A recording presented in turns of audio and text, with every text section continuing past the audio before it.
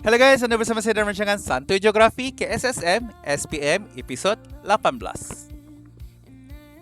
Okey, walaupun kita masih berada dalam tajuk yang sama bab 9 iaitu pembentukan dan kelestarian sungai, tetapi tajuk utama kita pada kali ini adalah berkaitan tentang tindakan air mengalir, iaitu tindakan sungai.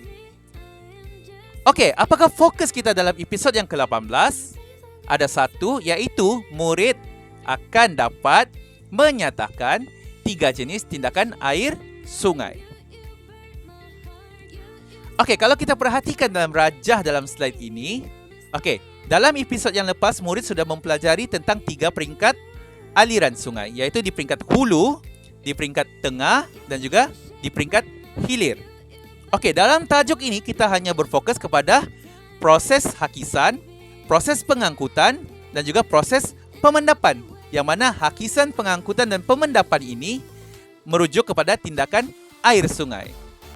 Okey, tetapi apa yang perlu kita fokuskan, murid perlu tahu di peringkat hulu yang berlaku adalah proses hakisan. Manakala di peringkat tengah pula yang berlaku adalah proses pengangkutan. Dan yang di peringkat hilir pula yang berlaku adalah proses pemendapan. Okey, kita lihat apakah 4 cara tindakan hakisan sungai terutamanya di kawasan hulu. Okey, yang pertama disebabkan oleh tindakan hidraul, yang kedua disebabkan oleh tindakan geseran, yang ketiga disebabkan oleh tindakan lagaan dan yang keempat disebabkan oleh tindakan larutan. Okey, apakah faktor yang mempengaruhi hakisan sungai di kawasan hulu? Okey, pertama, disebabkan oleh hal laju air yang deras di kawasan hulu. Dan yang kedua, kecerunan bentuk muka bumi di kawasan hulu yang lebih curam. Contohnya, air terjun.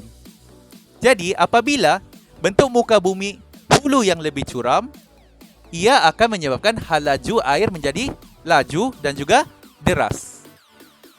Jadi, apabila air hal lajunya adalah deras, ia akan menyebabkan berlakunya proses hakisan. Okey, kita lihat apakah pula 4 cara tindakan air sungai melalui pengangkutan. Okey, ada 4 iaitu secara seretan, lompatan, apungan dan juga larutan.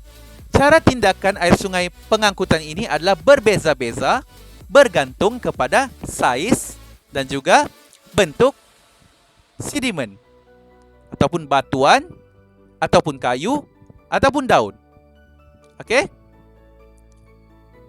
Kita lihat pula di kawasan hilir berlakunya pemendapan. Jadi kita lihat apakah faktor yang mempengaruhi proses pemendapan sungai di kawasan hilir. Okey, yang pertama, perubahan cerun sungai yang semakin landai. Yang kedua, pertembungan di antara arus sungai dan arus laut di kawasan muara. Yang ketiga, perubahan alur sungai dari kecil kepada besar. Dan yang keempat, terdapatnya halangan-halangan di dasar sungai. Okey, kalau kamu tanya apakah yang dimendapkan? Okey, apakah yang dimendapkan?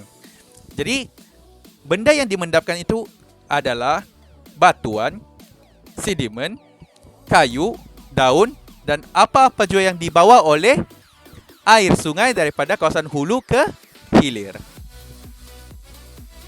Okey, itu saja untuk episod kali ini. Sekian, terima kasih dan diharap kita akan berjumpa dalam episod yang akan datang.